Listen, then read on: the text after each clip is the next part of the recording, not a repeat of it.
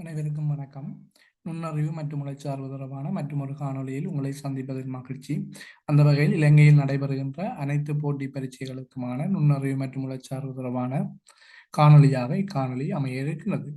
அந்த வகையில் இன்றைய தினம் இக்காணொளியில் 2018ஆம் ஆண்டு நடைபெற்ற இலங்கை கணக்காளர் சேவை மட்டுப்படுத்தப்பட்ட மற்றும் திறந்த பரீட்சையின் பொது விவேகம் தொடர்பான வினாத்தாளின் ஒரு சில வினாக்களை உங்களுடன் பகிர்ந்து கொள்ள இருக்கின்றேன்.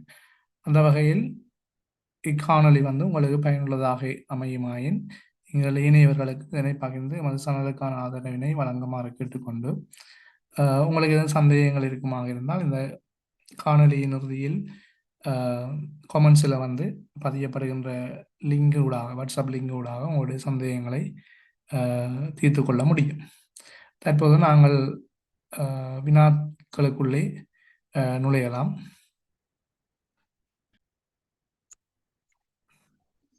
இருபத்தொன்று தொடக்கம் 25 வரை உள்ள ஒவ்வொரு வினாவுக்கும் சரியான விடையை தெரிவு செய்து அதற்குரிய தெரிவின் இலக்கத்தை வினாவின் எதிரே உள்ள புள்ளிக்கோட்டின் மீது எழுதுக.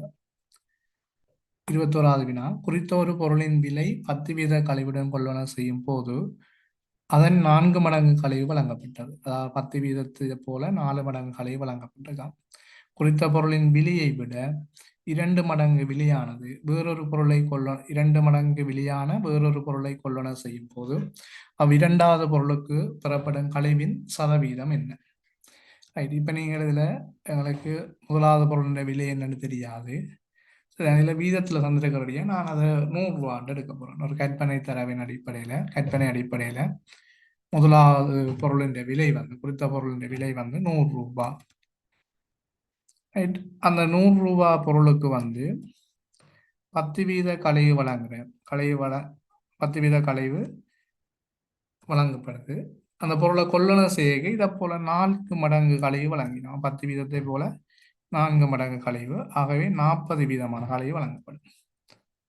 அப்ப 100 ரூபாய்க்கு 40% கழிவு வழங்கப்பட்டால் 100 ரூபாவுக்கு 40% கழிவு வழங்கப்பட்டால் அது 40 ரூபாய். ஒரு குறித்த ஒரு பொருளை குறித்த பொருளின் விலை நாங்கள் 100 ரூபான்னு எடுத்துக்கொள்கிறோம். ஒரு பொதுவான 100 வீத அடிப்படையில் நாங்கள் 100 ரூபான்னு சொல்லி பார்க்குறோம். சரிதானே? அதில் நீங்கள் ஒரு கற்பனையில் ஒரு பொருளின் விலையை போடலாம். நீங்கள் கட்டாயம் 100 ரூபான்னு தான் போடணும். இல்லை, 100 ரூபான்னு போட்டால் சுருக்கிறதுக்கு எங்களை இலவானதாக இருக்கும். ஆகவே 10% கழிவை போல 4 மடங்கு கழிவு 40%. அப்போ 100 ரூபாவில் 40%, 40 ரூபாய் கழிவு வழங்கப்படுது. இப்போ குறித்த பொருளின் 100 ரூபாய் விலையை விட 2 மடங்கு விலை. அப்ப 100 ரூபாய் 2 மடங்கு 200 ரூபாய். 200 ரூபாய் விலையான வேறொரு பொருளை கொள்ளன செய்யும் போது அவ்விரண்டாவது பொருளுக்கு பெறப்படும் கழிவின் சதவீதம் யாது? கழிவிதே அளவு தான், கழிவு மாறையில வீதம் தான் கேட்டிருக்கேன். அப்ப 40 ரூபாய் தான் கழிவு. 200 ரூபாய் பொருளை விற்பனை செய்ய கழிவு 200 ரூபாய் பொருளை கொள்ளன செய்ய கழிவு 40 ரூபாய் தான். ஆகவே நாங்கள்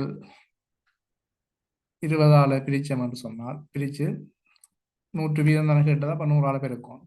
பெருக்கினோம்னா எங்களுக்கு 20 வீதம் கழிவாக இருக்கும். அப்போ 2 மடங்கு பொருளுடைய விலை 2 மடங்குன்னு சொன்னால் அந்த கழிவு 20 வீதமாக அமையும். அப்போ 20 வீதத்துக்குரிய சரியான விடை இலக்கம் 3. அப்போ 21ஆவதுக்கு விடை 3. ரைட். அடுத்தது பாருங்க. தயாவதி என்பவர் தன்னிடமுள்ள 1000 ரூபாய் நோட்டுகளை ஒரு கடித உரையினில் ஒரு நோட்டு வீதம் இடும்போது ஒரு கடித உரை போதாமல் இருந்தது. அது 1000 ரூபாய் நோட்டு கொஞ்சம் வச்சிருக்கிறான். அதை கடித உரைக்குள்ள போடும்போது ஒரு கடித உரை பெற்றாக்குறையா இருக்கு, காணாது. பின்னர் ஒரு கடித உரையினுள் 2 நோட்டுகள் வீதம் இடும்போது ஒரு கடித உரை எஞ்சியது, மிச்சமா இருக்கு. ஆரம்பத்தில் தயாவதியிடமிருந்த 1000 நோட்டுகளாக தயாவதியிடம் 1000 நோட்டுகளாக இருந்த மொத்த பணத்தொகை அப்படியே பாருங்க. 1000 நோட்டுகளாக இருந்த மொத்த பணத்தையும் கடித உரையின் எண்ணிக்கை தான் கேட்டிருக்கு. இப்ப பாருங்கடா, தரப்பட்ட விடையை வச்சுக்கொண்டு பார்ப்போம். மொத்த பணத்தைன்றதை விட்டுட்டு நான் நோட் 2 எடுப்போம். இதுல 3 நோட் இருக்கு, இதுல 4 நோட்டுண்டா 1 போடும்போது ஒரு கடித உரை 3 நோட்டு இருக்குது 4 கடித உரைன்னு சொன்னால் ஒன்றா போடும்போது கடித உரை மிஞ்சுது. ஆனால் இங்கே என்ன சொன்ன ஒவ்வொன்று போடும்போது முதலாவது சொல்லி ஒரு கடித உரை போகலாம். அப்போ இந்த விடை வந்து வராது. அது 3 நோட்டுகளாக இருக்காது, 4 கடித உரையாக இருக்காது. அடுத்த விடையில் சொல்லியிருப்பாங்க 4 நோட்டுகள்னு சொல்லியும் 3 கடித உரையும். அப்போ இது பார்த்தீங்கன்னா ஒவ்வொரு நோட்டுகளாக நாங்கள் போடும்போது 3 நோட்டுகளை போட்டுருவோம் 3 கடித உரையில். ஆகவே ஒரு கடித உரை ஆனாது. ஒரு நோட்டு மிஞ்சி இருக்குது, ஆகவே ஒரு கடித உரை ஆனாது. இப்போ என்ன செய்ய போறாருண்டா திரும்ப 2 நோட்டுகளாக போடுறேன். 2 நோட்டுகளாக போடுங்க. இப்போ 3 கடித உரை தானே எங்கிட்ட இருக்கு. அப்போ 2 நோட்டுகளாக போடும்போது ஒரு கடித உரை மிஞ்சிடும். ஆகவே இப்போ எங்களுக்கு வருது பாருங்க 4 நோட்டுகள் இருந்திருக்க வேணும், 3 கடித உரை இருந்திருக்கணும். ஆனால் கேள்வி அதல்ல. கேள்வியை பாருங்க. இப்போ விடிய கண்டுபிடிச்சிடும். நோட்டுகள் எத்தனை 4 இருக்குது. அப்போ நோட்டுகளின் மொத்த பணத்தை தான் கேட்டவர். அப்போ 4 நோட்டுகளின் மொத்த பணம் எவ்வளவு? 4 நோட்டுகள் இருக்குது, அது இந்த மொத்த பணம் 1000 ரூபா நோட்டு தான் எல்லாம். ஆகவே 4000 ரூபா. 4 நோட்டுகள் மொத்த பணம் 4000. கடித உரை எத்தனை? 3 தான். அது அப்படிதான் கேட்டது. பாருங்க முதல் மொத்த பணத்தையும் தான் கடித உரையும் கேட்டு மொத்த பணம் 4000, கடித உரை 3.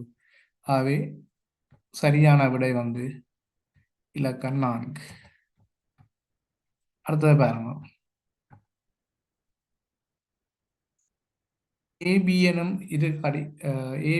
எனும் கடிகாரங்கள் ஒரே சீரான வேகத்தில் இயங்கிய போதும் தவறான நேரத்தை காட்டியது. ஒரு நிலையில் இரு கடிகாரங்களும் 12 மணியை நிலைநிறுத்தப்பட்டிருக்கு. ஒரே நேரத்தில் இயங்க விடப்பட்டிருக்கு. 12 மணியில விட்டுட்டு 2 கடிகாரத்தையும் 12 மணிக்கு செட் பண்ணி விட்டுட்டு ஒரே நேரத்தில் இயங்க விட்டுருக்கு. சரிதானே? ரைட். கடிகாரம் ஏ ஆனது 1 மணியை காட்டும் போது கடிகாரம் பி ஆனது முதல் முறையில் மணி 1:15 காட்டியது. இப்போ இது கடிகாரம் ஏ வந்து மணித்தியாலத்தில் மட்டும் இருக்குது, பி வந்து மணித்தியாலத்தில் நிமிடத்திலையும் இருக்குது. நாங்கள் இப்போ 2 ஒன்றா மாற்றுவோம். 2 மணித்தியாலத்தை மாற்றுற கஷ்டம் தானே, நிமிடத்துக்கு மாற்றுவோம் 2. அப்போ 1 மணித்தியாலத்தில் 60 நிமிடம் காட்டும் போது, அது ஏயில் 60 நிமிடமாக காட்டும் போது பியில் வந்து 60 75 நிமிடம் காட்டுது. 75 நிமிடத்தில் நிற்குது. ரைட். எனினும் கடிகாரம் பி ஆனது முதல் முறையாக மணி 2ஐ காட்டும் போது கடிகாரம் ஏ ஆனது காட்டும் நேரம் யாது? அப்ப இதில் பார்த்தீங்கன்னா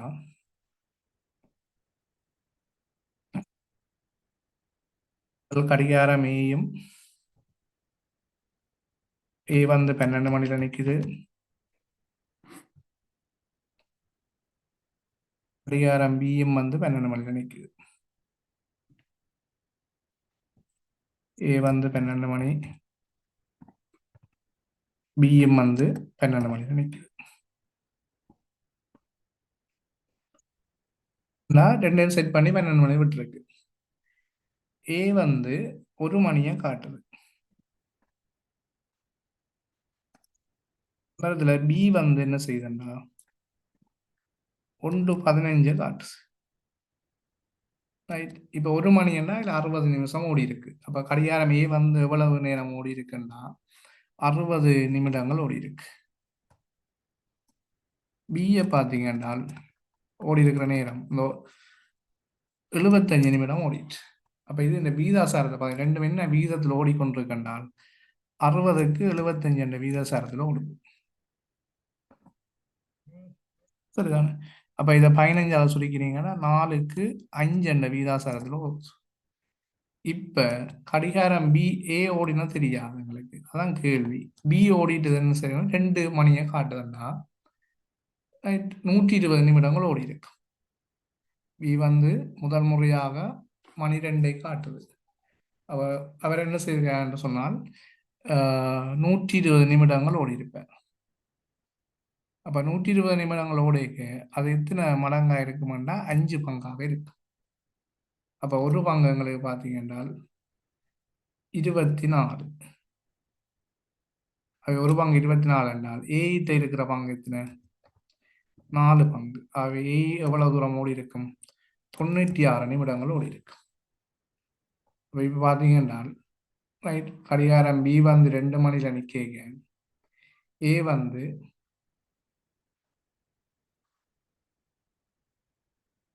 106 நிமிடங்கள் ஓடி இருக்கு. அது பி வந்து முந்தித்தான் ஓடுது. ஆகவே ஏ வந்து பிந்தி ஓட வரும். அப்போ 96 நிமிடங்கள் என்றால் அவரை நாங்கள் இப்போ மனத்தியாலத்தை மாற்றினோம்டா 1 மணி 36 நிமிடத்தில் நிற்பாரு. பி வந்து 2 மணியில் நிற்பார் பாருங்க. அப்போ என்னென்றால் ஏ பி வந்து முந்தி ஓடிக்கொண்டிருக்கு 15 நிமிஷம். ஏற்கனவே 1 மணித்தியாலத்தில் 15 நிமிஷம் முந்தி ஓடினது. 4க்கு 5 என்ற வீதத்தில் ஓடிக்கொண்டிருக்கிறோம். ஆகவே ஏ வந்து 1:36 காட்டுக பி வந்து 2 மணிக்கு வந்துடும். ஆகவே ஏ காட்டும் நேரம் வந்து 1:36. இதுக்கு பொருத்தமான விட வந்து இலக்கம் 1. ரைட். அடுத்த கேள்வி 24வது.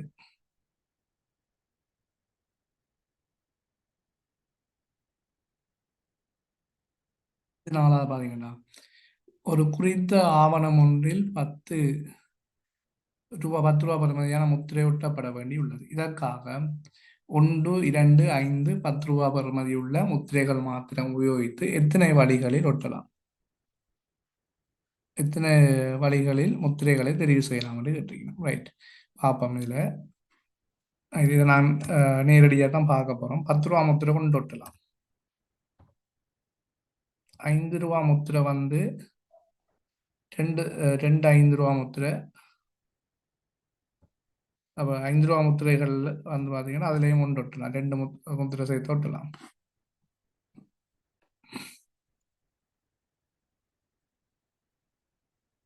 அது பார்த்தீங்கன்னா 2 ரூபா முத்திரை 5 தரம் ஒட்டலாம்.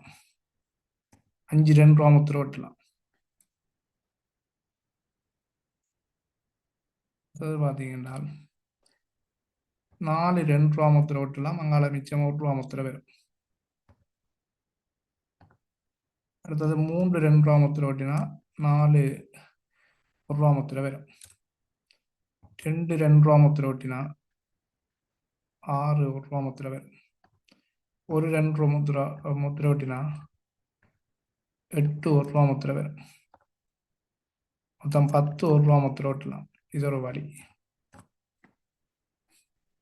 இதை விட 5 ரூபா ஒரு முத்திரையும் 2 ரூபா 2 முத்திரையும் 1 ரூபா ஒரு முத்திரையும் ஒட்டலாம். அடுத்து 5 ரூபா ஒரு முத்திரையும் 2 ரூபா ஒரு முத்திரையும் 1 ரூபா முத்திரை 3 ஒட்டலாம். அடுத்து 5 ரூபா ஒரு முத்திரையும் 5 1 ரூபா முத்திரையும் ஒட்டலாம். அப்போ பாருங்க எத்தனை வழிகள் இருக்குன்னு சொன்னால் 3 6 9 10 11 வழிகளில் நாங்கள் இதை ஒட்டலாம். இதுக்குரிய இலகு வழிமுறை ஏதாவது இருந்தால் நான் அடுத்தடுத்த காணொலிகளில் உங்களை சொல்லுவேன். சரிதானே? பார்க்கலாம். அப்போ இதில் வந்து நாங்கள் 4வது இலகு வழிமுறைகள் இருக்கும். 4வது விட வந்து பொருத்தமானது. 11 வழிமுறைகள் இருக்கு. அடுத்தது பார்த்தீங்கன்னா நபரொருவரின் ஒரே ஒரு அக்கா கமலா ஆவர். ஒரே ஒரு தங்கை கீதாவாவர். ஒரே ஒரு தம்பி ராயா. ஒரே ஒரு அண்ணன் ஸ்ரீபாலன். இவர்கள் இந்நால்வரது தங்கையான கீதா எப்போதும் பொய் சொல்வோர் அவர். அவர் தனக்கு 3 சகோதரர்களும் ஒரு சகோதரியும் உள்ளனர் என கூறியுள்ளார். இத்தகவலுக்கு ஏற்ப பின்வரும் கூற்றுகள் சரியானது. அப்ப இதுல கீதா சொல்றது வந்து பொய் தானே. எனக்கு 3 சகோதரர்கள் 2 சகோதரர்கள் இருக்கு. ஒன்று ராயா, அடுத்தது அண்ணன் ஸ்ரீபாலர் இருக்கு. ரைட்.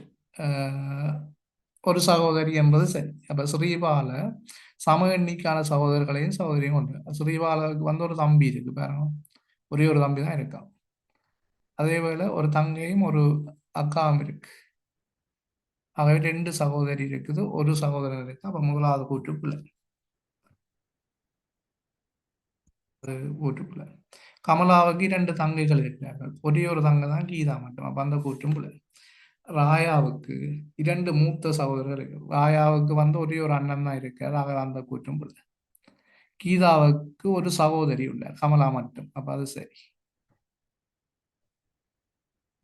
பார்த்தீங்கன்னா இதுக்கு வந்து 4வது 25க்கு 4வது. ரைட். ஓகே. நான் இதில் குறிப்பிட்ட 5 வினாவும் வந்து உங்களுக்கு பூர்ண விளக்கத்துக்குரியதாக இருக்குமென்னு நினைக்கிறேன்.